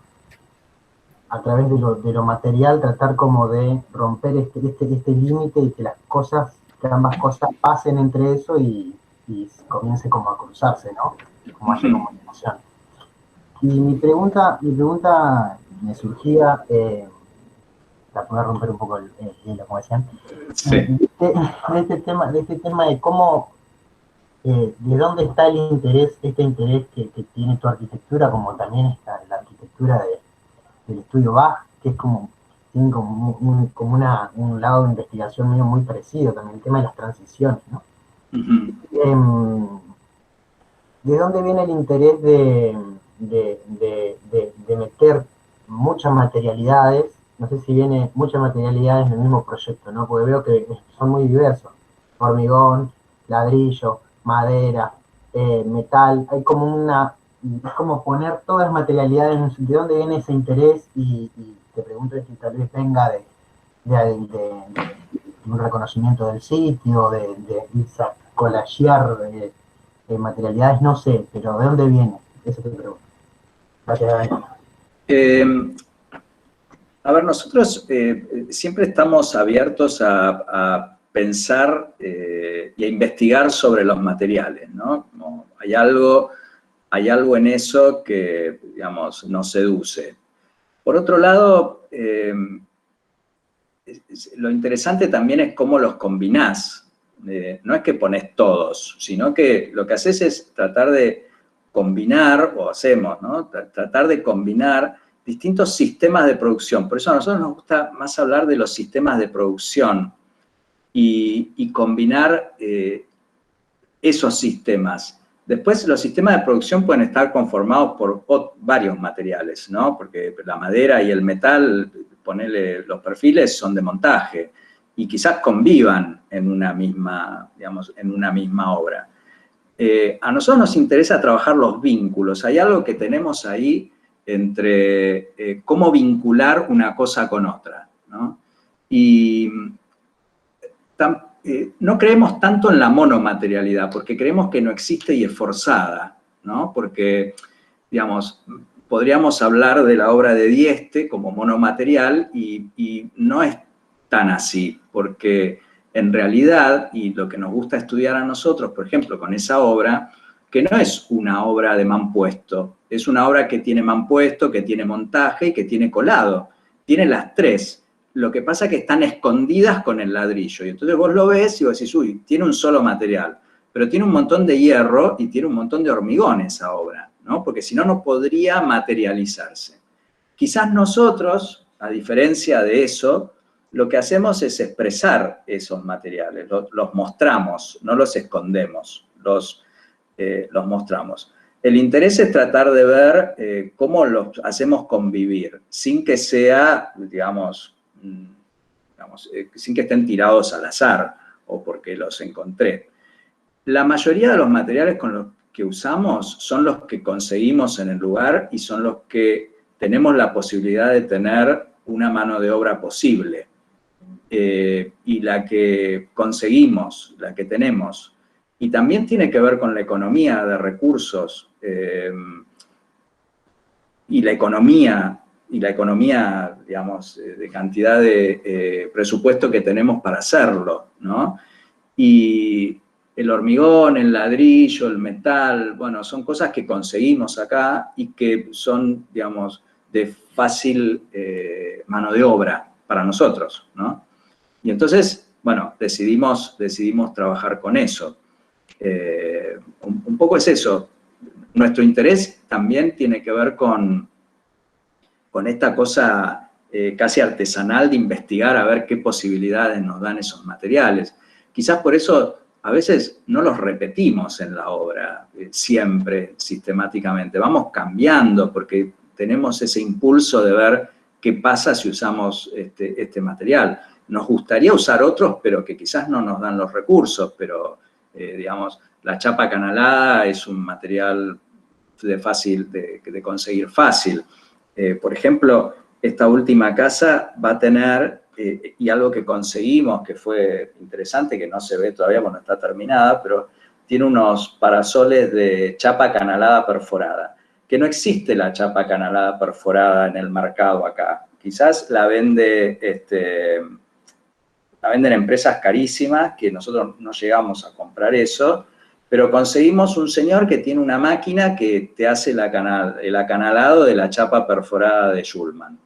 Y entonces es un proceso que lo hacemos casi artesanalmente. Le mandamos la chapa perforada al señor que tiene, el único señor que está en Merlo, que nos los consiguieron, y que lo podemos hacer. Y entonces, y que es barato, porque no cuesta mucha plata. Y entonces nos permite esa investigación utilizar algunos materiales que nunca habíamos usado, ¿no?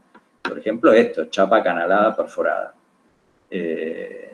Bueno, nada, no sé si te contesto, pero sí es verdad que nos interesa. Tratamos de que no sea un pastiche, que todo eso junto genere algún tipo de unidad expresiva.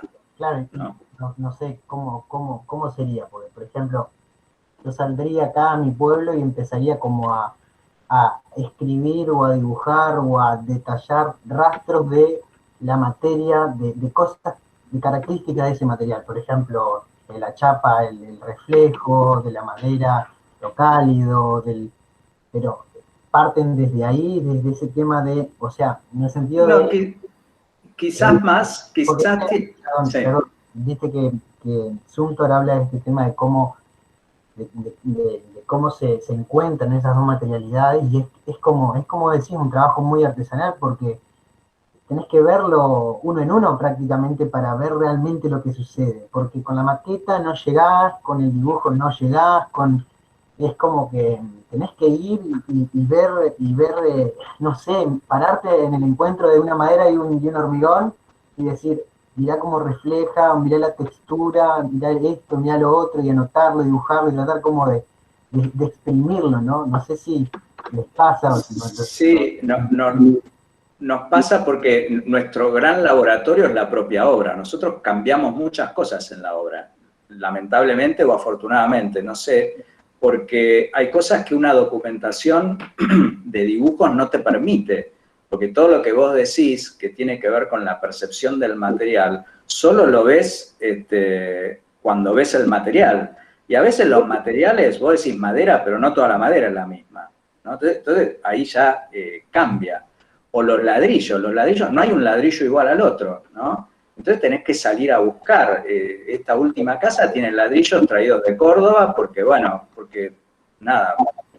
Córdoba tiene los mejores ladrillos. Entonces, fuimos a comprar ladrillos que se vendieran en el lugar, que los trajeran de Córdoba. Bueno, y eso, nada, lo vas haciendo en el momento también que vas construyendo. Hay algo de la construcción del uno en uno que tiene que ver con esa maqueta que termina siendo la real y que va cambiando también, se va transformando esa documentación. Pero bueno, tiene que ver con los intereses, ¿no? Quiere decir, porque uno puede hacer una buenísima obra que esté revocada y que, digamos, no es que como que descalifique otras, sino que tiene que ver con, cuando yo le leía como esos 7 puntos, para mí es interesante pensarlo desde ese lugar y poder mirar desde ese lugar lo que uno está haciendo. Seguramente después aparecerán otras cosas, otras variables, y todas esas variables juntas pueden dar diferentes proyectos, ¿no? Acerca de esto último, Daniel, había apuntado eso en la casa, respecto de la casa de ladrillo, ¿no? Esto de la definición proyectual en el transcurso de la construcción, ¿no?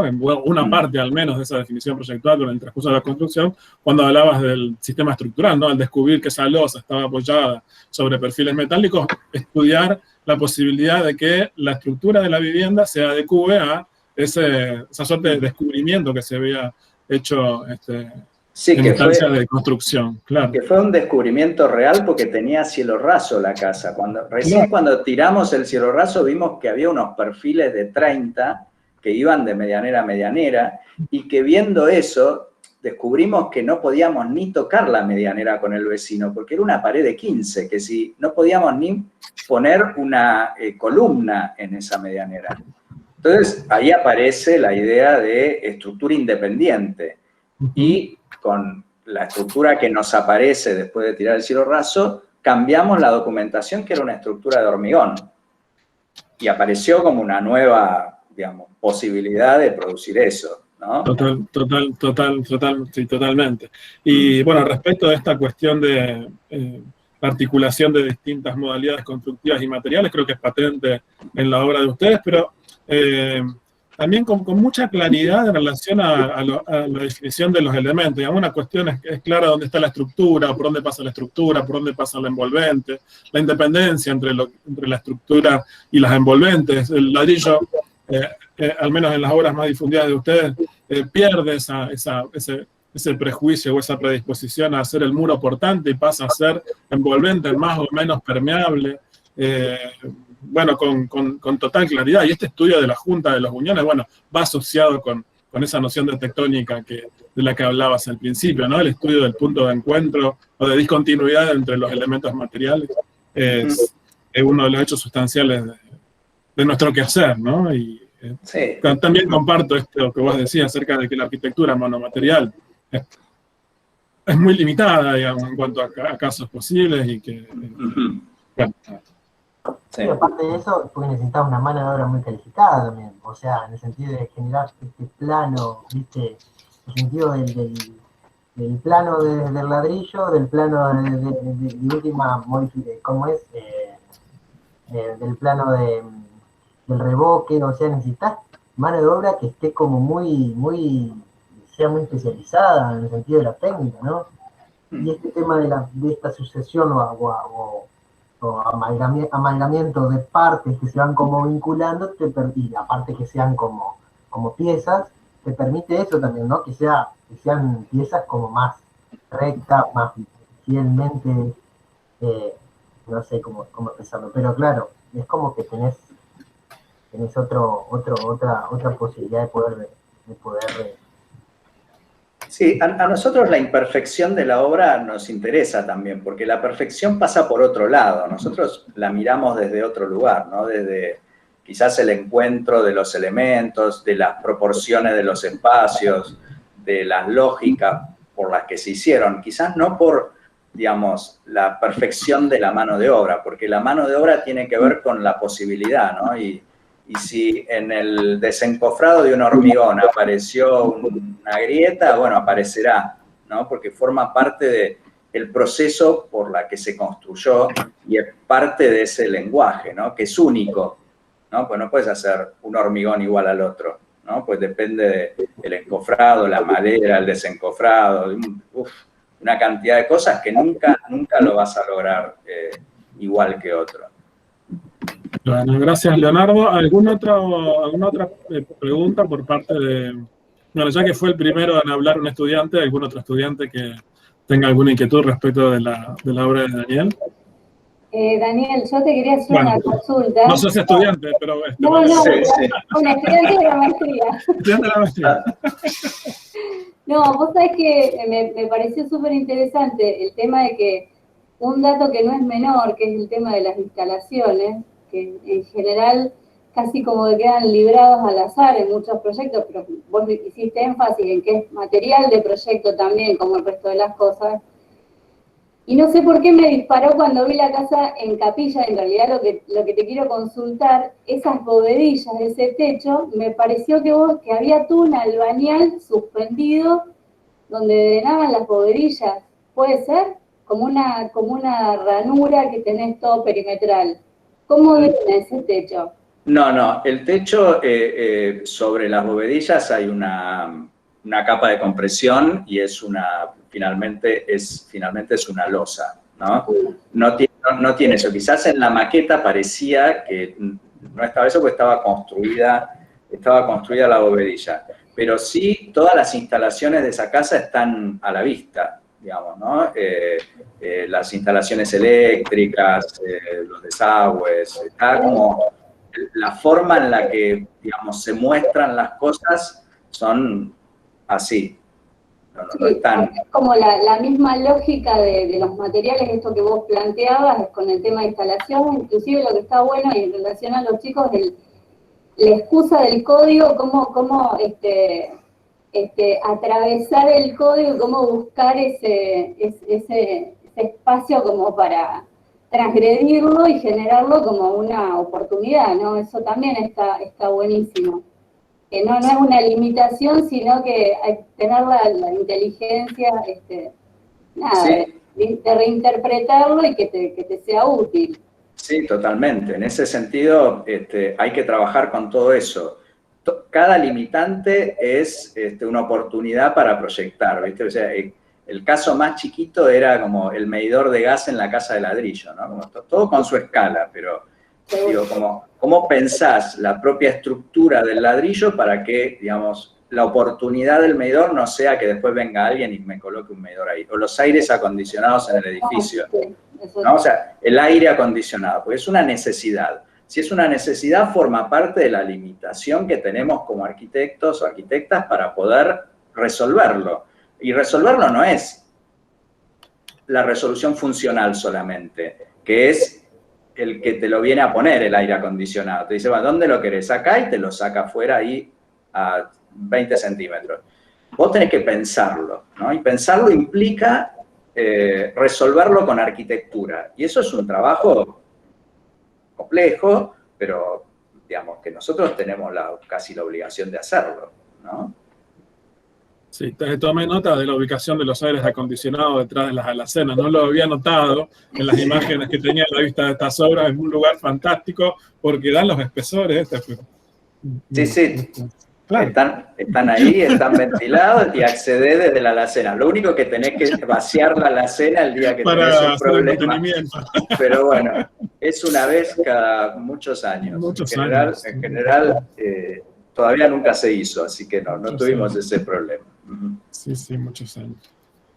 Sí, respecto a esta cuestión sobre la que llamaba la atención Florencia, más que transgredir el reglamento es encontrarle... encontrar los recursos para hacer un uso positivo, ¿no? de los reglamentos y normativas, porque ese voladizo que tienen hacia atrás en el edificio o ese volumen que tienen no transgrede el reglamento, está dentro del reglamento, pero hace uso a favor del reglamento, ¿no? Al no computar como superficie cubierta. Por ejemplo, la entrada de luz del baño del último piso, ¿no? Que es el retiro de los 2 metros que deja entrar la luz. La lucarna forma parte de un problema que teníamos para resolver los retiros cada 2 metros que tiene el reglamento ahí, que tenés que ir como 2 metros, 3 metros, 2 metros, 3 metros. Daba justo para iluminar digamos, de manera cenital el baño. Entonces hicimos un trabajo. No es que hicimos el dibujo del, digamos, del perfil que te pide el código, ¿no? Claro, claro. Sí, sí, totalmente. Pero bueno, en ese sentido, digamos, nosotros planteamos nuestro trabajo siempre por esos lugares, ¿no? Como producir con lo que tenemos, con los límites que tenemos. Cuantos más límites tenemos para nosotros es mejor, no es peor, porque no podemos pasarnos sobre determinadas cosas, pero sí investigamos sobre lo que podemos hacer en ese lugar. Por eso creemos que el proyecto de arquitectura es un proyecto de investigación, más allá de, digamos, muchos investigadores que dicen que no. Nosotros creemos profundamente que una obra de arquitectura es el resultado, es como si fuera una tesis, ¿no? Tiene hipótesis, tiene objetivos, y vos la vas llevando de tal manera que tiene coherencia respecto a todos esos objetivos e hipótesis que te planteaste antes de hacerla. Y en esas hipótesis están los límites que tenés, los propios y los ajenos, ¿no? Porque el terreno es un límite, la orientación que tiene ese terreno es un límite, el espacio social en el que está y político también es un límite. Bueno, todo eso junto termina siendo, digamos, una investigación que vos haces para, digamos, dejar un resultado. El resultado que vos obtenés no es una verdad, es, digamos, es una pregunta final que te quedó después de haber dado respuesta a un montón de cuestionamientos, ¿no? Por eso creemos que es una investigación, un proyecto, que no es una verdad. Podía haber sido de muchas otras maneras, pero nosotros en el transcurso de las transformaciones decidimos que fuera de esa forma. Daniel, y una última pregunta para ya liberarte. Respecto de los espacios intermedios, ¿no? Más allá de esa construcción espacial que, como bien lo dijiste, sirve de transición entre una exterioridad y una interioridad, esta condición de límite, bueno, ¿no? Trabajada desde la filosofía, de todos los campos de los que nosotros nos agarramos para un poco pisar sobre firme. Respecto de esos espacios intermedios, ¿hacen alguna evaluación en el estudio en relación a las condiciones climáticas, orientaciones, posibilidades de atemperar alguna particularidad respecto de orientaciones? ¿Cómo surgen esas evaluaciones? Sí, de todo el tiempo, porque eso va a depender de que cada acción que hagamos sobre eso tenga más sentido, ¿no? Por eso esos espacios de intermediación dan respuestas a un montón de cosas, ¿no? También a lo climático, por supuesto, a lo ambiental, a la ventilación, a la seguridad, ¿no? Y a nosotros nos interesan que esos espacios de intermediación que le den varias respuestas a un montón de cosas, ¿no? Desde los más teóricos hasta las respuestas más prácticas que puede llegar a tener, ¿no?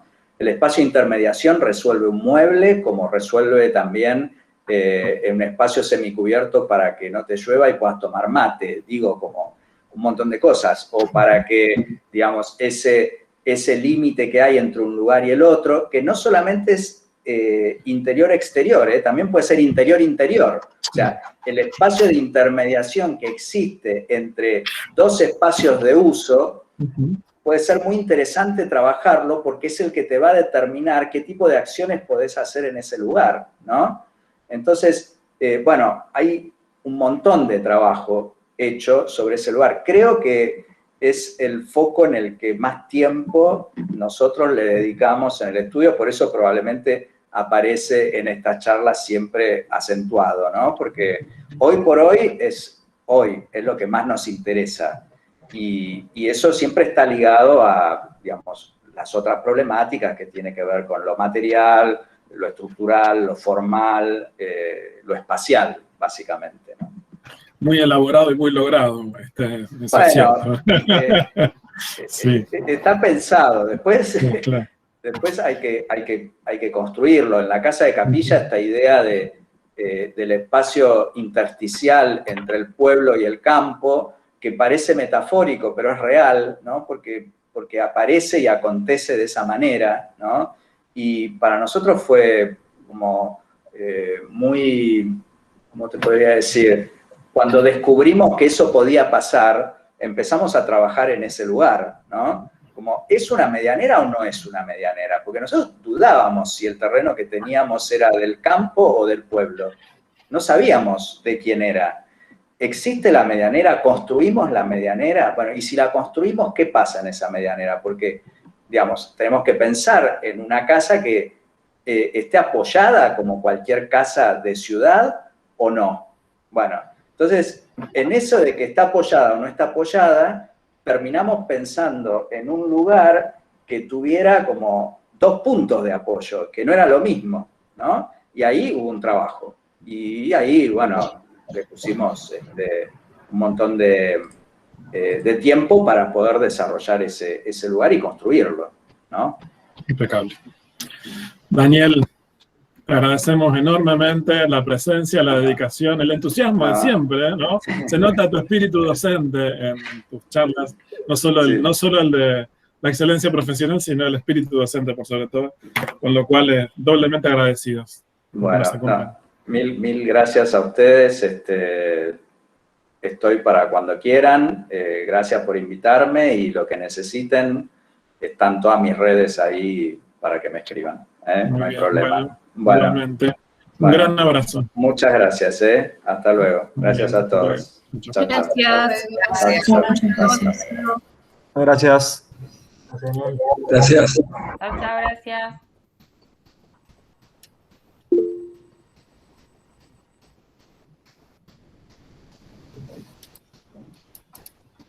Bueno, en 10 minutos nos veremos. Sí. Sí, en las reuniones por comisión. Chao, chao. Chao, hasta luego.